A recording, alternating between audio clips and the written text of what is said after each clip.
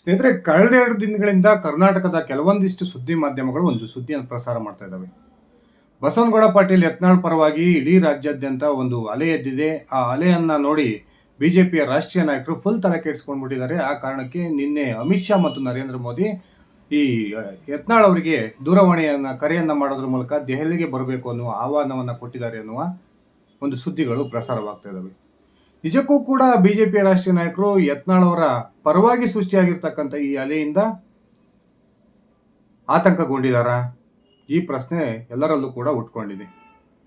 ನಿಜಕ್ಕೂ ಅಮಿತ್ ಶಾ ಮತ್ತು ನರೇಂದ್ರ ಮೋದಿ ಯತ್ನಾಳ್ ಅವರಿಗೆ ದೂರವಾಣಿ ಕರೆ ಮಾಡಿದ್ರ? ನಮಗೆ ಸದ್ಯಕ್ಕಂತೂ ಈ ವಿಚಾರವಾಗಿ ಯಾವುದೇ ಒಂದು ಕ್ಲಾರಿಟಿ ಇಲ್ಲ. ಅಮಿತ್ ಶಾ ದೂರವಾಣಿ ಕರೆ ಮಾಡಿದ್ರು, ಮೋದಿ ಯತ್ನಾಳ್ ಅವರಿಗೆ ಕರೆ ಮಾಡಿದ್ರು ಗೊತ್ತಿಲ್ಲ. ಆದರೆ ಕೆಲವೊಂದಿಷ್ಟು ಸುದ್ದಿ ಮಾಧ್ಯಮಗಳು ಈ ವಿಚಾರವನ್ನ ಪ್ರಸಾರ ಮಾಡ್ತಾ ಇದ್ದಾವೆ. ಆದರೆ ನಿಜಕ್ಕೂ ಕೂಡ ಬಿಜೆಪಿಯ ಒಂದು ಭಿನ್ನಮತವನ್ನ ಬಗೆಹರಿಸಲೇಬೇಕಾದಂತಹ ಅನಿವಾರ್ಯತೆ ರಾಷ್ಟ್ರೀಯ ಬಿಜೆಪಿ ನಾಯಕರಿಗಿದೆ. ಯಾಕಂದ್ರೆ ಶೀಘ್ರದಲ್ಲಿ ರಾಜ್ಯದಲ್ಲಿ ತಾಲೂಕ್ ಪಂಚಾಯತಿ, ಜಿಲ್ಲಾ ಪಂಚಾಯತ್ ಚುನಾವಣೆ ಬರ್ತಾ ಇದ್ದಾವೆ. ಅದಷ್ಟೇ ಅಲ್ಲದೆ ಈಗಾಗಲೇ ರಾಜ್ಯದಲ್ಲಿರ್ತಕ್ಕಂಥ ಕಾಂಗ್ರೆಸ್ ಸರ್ಕಾರ ಜನ ವಿರೋಧಿ ನೀತಿಯನ್ನು ಅನುಸರಿಸ್ತಾ ಇದೆ. ಇನ್ನೊಂದು ಕಡೆ ಹಿಂದೂ ವಿರೋಧಿ ನೀತಿಯನ್ನು ಅನುಸರಿಸ್ತಾ ಇದೆ. ಈಗ ಆ ಕಾರಣಕ್ಕೆ ರಾಜ್ಯದ ಜನ ಈಗ ಒಂದು ಪರ್ಯಾಯ ಪಕ್ಷದ ಎಡೆಗೆ ತಮ್ಮ ಗಮನವನ್ನ ಕೊಡ್ತಾ ಇದ್ದಾರೆ. ಈ ಕಾರಣಕ್ಕೆ ರಾಜ್ಯ ಬಿಜೆಪಿಯಲ್ಲಿರ್ತಕ್ಕಂಥ ಗೊಂದಲವನ್ನ ಬಗೆಹರಿಸಿಕೊಂಡು ರಾಜ್ಯ ಬಿಜೆಪಿಯಲ್ಲಿ ಒಗ್ಗಟ್ಟನ್ನ ಕಾಪಾಡಲೇಬೇಕಾದಂತಹ ಅನಿವಾರ್ಯತೆ ರಾಷ್ಟ್ರೀಯ ಬಿಜೆಪಿ ನಾಯಕರ ಮೇಲೆ ಕೂಡ ಇದೆ. ಈ ಒಂದು ರಾಜ್ಯ ಬಿಜೆಪಿಯ ಭಿನ್ನಮತವನ್ನು ಬಗೆಹರಿಸೋದಕ್ಕೆ ಇದೇ 18 ಮತ್ತು 19ರಂದು ಜಗನ್ನಾಥ ಭವನದಲ್ಲಿ ಒಂದು ಪ್ರಮುಖ ಮೀಟಿಂಗ್ ಆಗುತ್ತೆ. ಆ ಮೀಟಿಂಗ್ ಅಲ್ಲಿ ಎರಡೂ ಬಣದ ನಾಯಕರನ್ನ ಕರೆದು ರಾಷ್ಟ್ರೀಯ ಬಿಜೆಪಿಯ ಸಂಘಟನಾ ಪ್ರಧಾನ ಕಾರ್ಯದರ್ಶಿ ಆಗಿರ್ತಕ್ಕಂಥ ಸಂತೋಷ್ ಮತ್ತು ಕೇಂದ್ರ ಸಚಿವ ಪ್ರಹ್ಲಾದ್ ಜೋಶಿ ಅವರ ನೇತೃತ್ವದಲ್ಲಿ ಒಂದು ಸಂಧಾನ ಸಭೆ ನಡೆಯುತ್ತೆ ಅನ್ನುವ ಒಂದು ಮಾಹಿತಿಗಳು ಕೂಡ ಈಗಾಗಲೇ ನಾನು ಹಂಚಿಕೊಂಡಿದ್ದೀನಿ. ಈ ಯತ್ನಾಳ್ ವಿಚಾರಕ್ಕೆ ಸಂಬಂಧಪಟ್ಟಂತೆ ನಿಜಕ್ಕೂ ಕೂಡ ಯಾವ್ದು ಸತ್ಯ ಯಾವ್ದು ಸುಳ್ಳು? ರಾಷ್ಟ್ರೀಯ ಬಿಜೆಪಿ ನಾಯಕರು ಈ ಯತ್ನಾಳ್ ಅವರ ಅಲೆಗೆ ಎದುರಿ ಬಿಟ್ಟಿದಾರ? ಸ್ನೇಹಿತರೆ, ನಾನು ಸತ್ಯಾಂಶವನ್ನು ವಿವರಿಸ್ತಾ ಹೋಗ್ತೀನಿ. ಅದಕ್ಕಿಂತ ಮುಂಚೆ ನೀವಿನ್ನು ನನ್ನ ಇಟ್ಗೆ ಮಂತ್ ಯೂಟ್ಯೂಬ್ ಚಾನಲ್ಗೆ ಸಬ್ಸ್ಕ್ರೈಬ್ ಮಾಡ್ಕೊಂಡಿಲ್ಲ ಅಂದರೆ ದಯವಿಟ್ಟು ಸಬ್ಸ್ಕ್ರೈಬ್ ಮಾಡಿಕೊಂಡು ಬೆಲ್ ಬಟನ್ನ ಕ್ಲಿಕ್ ಮಾಡಿ. ನಾನು ಕೊಡ್ತಕ್ಕಂಥ ಮಾಹಿತಿ ನಿಮ್ಗೆ ಇಷ್ಟ ಆಗಿದ್ರೆ ಈ ವಿಡಿಯೋಗೆ ಲೈಕ್ ಮಾಡಿ, ಶೇರ್ ಮಾಡಿ, ಕಾಮೆಂಟ್ ಮಾಡಿ. ಸ್ನೇಹಿತರೆ, ಯತ್ನಾಳ್ ದಿನಕ್ಕೊಂದು ಘೋಷಣೆಯನ್ನು ಮಾಡ್ತಾರೆ. ಒಂದು ಕಡೆ ಮದ್ದೂರ್ಗೆ ಹೋಗಿ ಮದ್ದೂರ ಒಂದು ಏನು ಗಣೇಶ ವಿಸರ್ಜನೆ ಸಂದರ್ಭದಲ್ಲಿ ಅಲ್ಲೊಂದು ಗಲಾಟೆ ಆಗುತ್ತೆ. ಆ ಗಲಾಟೆಯ ನಂತರ ಮದ್ದೂರಿಗೆ ಭೇಟಿ ಕೊಡ್ತಾರೆ. ಆ ಭೇಟಿ ಕೊಟ್ಟಂಥ ಸಂದರ್ಭದಲ್ಲಿ ಭಾಷಣ ಮಾಡುವ ಒಂದು ಸಮಯದಲ್ಲಿ ನಾನು ರಾಜ್ಯದಲ್ಲಿ ಹಿಂದೂ ಪರವಾಗಿರ್ತಕ್ಕಂಥ ಒಂದು ಪಕ್ಷವನ್ನು ಕಟ್ತೀನಿ, ನಾನು JCB ಚಿಹ್ನೆಯನ್ನ ನನ್ನ ಪಕ್ಷದ ಚಿಹ್ನೆಯನ್ನಾಗಿ ಮಾಡಿಕೊಂಡು 2028ಕ್ಕೆ ಅಧಿಕಾರಕ್ಕೆ ಬರ್ತೀನಿ ಅನ್ನುವ ಘೋಷಣೆಯನ್ನ ಮಾಡ್ತಾರೆ. ಆ ಘೋಷಣೆ ನಂತರ ಅಲ್ಲಿರ್ತಕ್ಕಂಥ ಕಾರ್ಯಕರ್ತರು ಈ ಒಂದು ವಿಚಾರಕ್ಕೆ ಸ್ವಾಗತವನ್ನು ಕೂಡ ಕೊಡ್ತಾರೆ. ಈ ಹೊಸ ಪಕ್ಷದ ಘೋಷಣೆಯ 24 ಗಂಟೆ ಕಳೆಯೋದ್ರೊಳಗೆ ಇದೇ ಯತ್ನಾಳ್ ಉಲ್ಟಾ ಹೊಡಿತಾರೆ. ಅದೇ ಮಂಡ್ಯ ಜಿಲ್ಲೆಯ ಪ್ರವಾಸದಲ್ಲಿದ್ದಂಥ ಯತ್ನಾಳ್ ಮೇಲ್ಕೋಟೆಯ ಚೆಲುವನಾರಾಯಣ ಸ್ವಾಮಿಯ ಒಂದು ದೇವಸ್ಥಾನಕ್ಕೆ ಭೇಟಿ ಕೊಡ್ತಾರೆ. ಆ ದೇವಸ್ಥಾನದ ಭೇಟಿಯ ಸಂದರ್ಭದಲ್ಲಿ ಮತ್ತೊಮ್ಮೆ ಮಾಧ್ಯಮಗಳ ಮುಂದೆ ಮಾತಾಡ್ತಾರೆ. ನನಗೆ ಹೊಸ ಪಕ್ಷ ಕಟ್ತಕ್ಕಂಥ ಯಾವ ಇರಾದಿನೂ ಕೂಡ ಇಲ್ಲ. ಬಿಜೆಪಿಯ ನಾಯಕರೇ ನನ್ನನ್ನು ಕರೆದು ಬಿಜೆಪಿ ಸೇರ್ಪಡೆ ಮಾಡ್ಕೊಳ್ತಾರೆ, ನನಗೆ ಪಕ್ಷದ ನೇತೃತ್ವವನ್ನು ಕೊಡ್ತಾರೆ. ಆ ಮೂಲಕ 2028ಕ್ಕೆ ರಾಜ್ಯದಲ್ಲಿ ಬಿಜೆಪಿ JDS ನೇತೃತ್ವದಲ್ಲಿ 150ಕ್ಕೂ ಹೆಚ್ಚು ಸ್ಥಾನಗಳನ್ನು ಗೆಲ್ಲೋದ್ರ ಮೂಲಕ ನಾನು ರಾಜ್ಯದ ಮುಖ್ಯಮಂತ್ರಿ ಆಗ್ತೀನಿ ಅನ್ನುವ ಒಂದು ಹೇಳಿಕೆಯನ್ನ ಕೊಡ್ತಾರೆ. ಸ್ನೇಹಿತರೆ, ಒಂದು ವಿಚಾರವನ್ನು ನಾನು ನಿಮ್ಮ ಗಮನಕ್ಕೆ ತರಕ್ಕೆ ಬಯಸ್ತೀನಿ. ರಾಷ್ಟ್ರೀಯ ಬಿಜೆಪಿ ನಾಯಕರು ಯತ್ನಾಳ್ ಅವರನ್ನು ಉಚ್ಚಾಟನೆ ಮಾಡುವಂತಹ ಸಂದರ್ಭದಲ್ಲಿ ಸಾಕಷ್ಟು ಅಳೆದು ತೂಗಿನೇ ಉಚ್ಚಾಟನೆ ಮಾಡಿದ್ದಾರೆ. ಯತ್ನಾಳ್ ಅವರ ವರ್ತನೆಯನ್ನ ಬದಲಾವಣೆ ಮಾಡ್ಕೊಳ್ಳೋದಕ್ಕೆ ಸಾಕಷ್ಟು ಅವಕಾಶಗಳನ್ನ ರಾಷ್ಟ್ರೀಯ ಬಿಜೆಪಿ ನಾಯಕರು ಕೊಟ್ಟಿದ್ರು.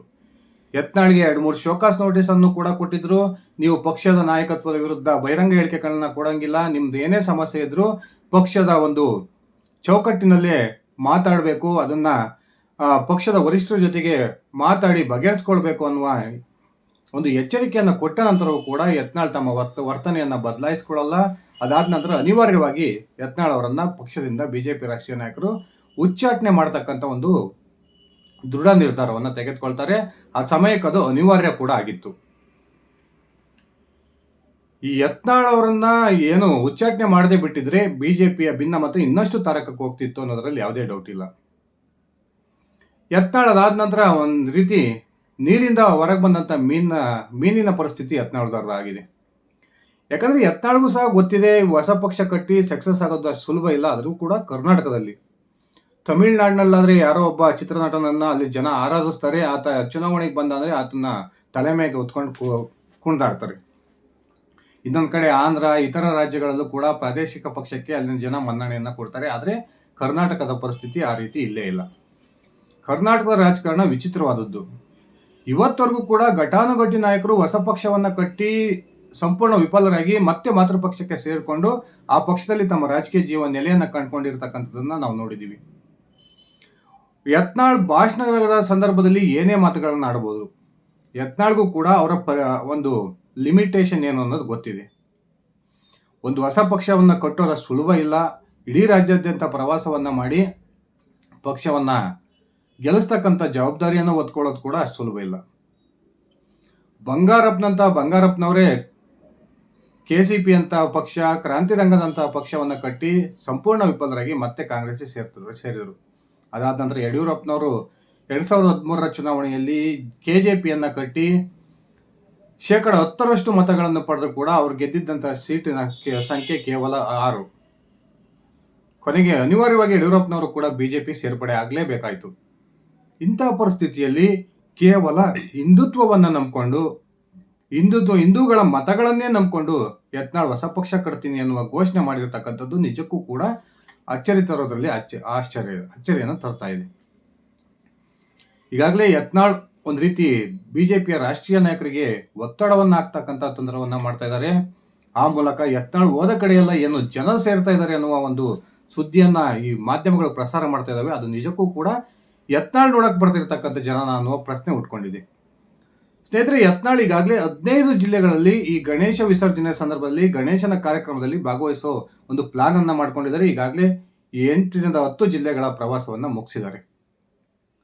ಒಂದು ಅರ್ಥ ಮಾಡ್ಕೊಳ್ಬೇಕು, ಈಗ ಯತ್ನಾಳ್ ಹೋದ ಕಡೆಯೆಲ್ಲ ಜನ ಸೇರ್ತಾ ಇರ್ತಕ್ಕಂಥದ್ದು ನಿಜಕ್ಕೂ ಕೂಡ ಯತ್ನಾಳ್ ಪರವಾಗಿರ್ತಕ್ಕಂಥ ಜನ ಅಲ್ಲ, ಬದಲಾಗಿ ಅವರು ಹಿಂದುತ್ವದ ಪರವಾಗಿರ್ತಕ್ಕಂಥ ಜನ.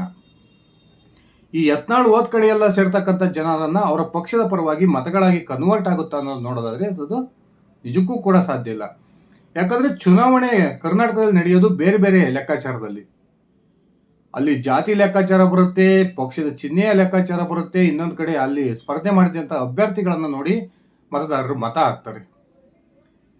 ಇದು ಒಂದೇ ಒಂದು ಯಾವುದೋ ಅಲೆಯನ್ನ ನೆಚ್ಚಿಕೊಂಡು ರಾಜ್ಯದಲ್ಲಿ ಒಂದು ಪಕ್ಷವನ್ನು ಅಧಿಕಾರಕ್ಕೆ ತರ್ತೀನಿ ಅನ್ನೋದು ನಿಜಕ್ಕೂ ಕೂಡ ಸಾಧ್ಯವಿಲ್ಲ. ಅದು ಕರ್ನಾಟಕದಲ್ಲಿ. ಇದು ಉತ್ತರ ಪ್ರದೇಶ ಅಲ್ಲ. ಕೇವಲ ಹಿಂದುತ್ವವನ್ನ ಮುಂದಿಟ್ಕೊಂಡೋಗಿ ನಾನು ಪಕ್ಷವನ್ನು ಅಧಿಕಾರಕ್ಕೆ ತರ್ತೀನಿ ಅನ್ನೋದು ನಿಜಕ್ಕೂ ಕೂಡ ಸುಳ್ಳು. ಸ್ನೇಹಿತರೆ, BJPಯ ಘಟಾನುಘಟಿ ನಾಯಕರು ಒಂದು ಪಕ್ಷದಲ್ಲಿ ಒಗ್ಗಟ್ಟಾಗಿ ಚುನಾವಣೆಯನ್ನು ಎದುರಿಸಿದಂತಹ ಸಂದರ್ಭದಲ್ಲೂ ಕೂಡ BJP ಇವತ್ತವರೆಗೂ ಕೂಡ 113 ಸ್ಥಾನಗಳನ್ನ ರಾಜ್ಯದಲ್ಲಿ ಗೆಲ್ಲದೇ ಇರೋದು ಇದು ಬಹಿರಂಗ ಸತ್ಯ. ಇನ್ನ ಯತ್ನಾಳ್ ಏನು ಅತ್ಯಂತ ಆತ್ಮವಿಶ್ವಾಸದಿಂದ 2028ಕ್ಕೆ ನಾನೇ ಮುಖ್ಯಮಂತ್ರಿ ಆಗ್ತೀನಿ, ಹೊಸ ಪಕ್ಷವನ್ನ ಕಟ್ತೀನಿ, ಹಿಂದುತ್ವದ ಆಧಾರದ ಮೇಲೆ ಕರ್ನಾಟಕ ಹಿಂದೂ ಪಕ್ಷವನ್ನ ಕಟ್ಟಿ ನಾನು ರಾಜ್ಯದಲ್ಲಿ ಅಧಿಕಾರಕ್ಕೆ ಬರ್ತೀನಿ ಅನ್ನೋ ಹೇಳಿಕೆಗಳನ್ನ ಕೊಡ್ತಾ ಇರೋದು ನಿಜಕ್ಕೂ ಕೂಡ ಹಾಸ್ಯಾಸ್ಪದ ಅಂದ್ರೆ ತಪ್ಪಾಗೋದಿಲ್ಲ. ಯತ್ನಾಳ್ ತಮ್ಮ ಇತಿಮಿತಿಯಲ್ಲಿ BJP ರಾಷ್ಟ್ರೀಯ ನಾಯಕರನ್ನ ಮನವೊಲಿಸಿ BJPಗೆ ವಾಪಸ್ ಆಗ್ಬೇಕೇ ಹೊರತು ಈ ಯತ್ನಾಳ್ ಅವರು ಹೋದ ಕಡೆ ಎಲ್ಲ ಜನ ಸೇರ್ತಾ ಇದ್ದಾರೆ, ಆ ಕಾರಣಕ್ಕೆ BJPಯ ರಾಷ್ಟ್ರೀಯ ನಾಯಕರು ಏನ್ ದಿಗಿಲ್ಗೊಂಡ್ಬಿಟ್ಟಿದ್ದಾರೆ ಅನ್ನೋ ಸುದ್ದಿಗಳು ಏನ್ ಬರ್ತಾ ಇದಾವೆ, ಇದು ನಿಜಕ್ಕೂ ಕೂಡ ಸುಳ್ಳು ಅಂತಾನೆ ಹೇಳ್ಬೋದು. ಯತ್ನಾಳ್ ಒಬ್ಬ ಬಲಿಷ್ಠ ನಾಯಕ ಅನ್ನೋದ್ರಲ್ಲಿ ಯಾವುದೇ ಒಂದು ಅತಿಶಯೋಕ್ತಿ ಇಲ್ಲ. ಆದ್ರೂ ಕೂಡ ಯತ್ನಾಳ್ BJPಯಿಂದ ಹೊರಗೆ ಹೋಗಿ ಹೊಸ ಪಕ್ಷವನ್ನ ಕಟ್ತೀನಿ ಅಂದ್ರೆ ಅದು ಅವ್ರ ಭ್ರಮೆ ಅನ್ನೋದು ಕೂಡ ತಪ್ಪಾಗೋದಿಲ್ಲ.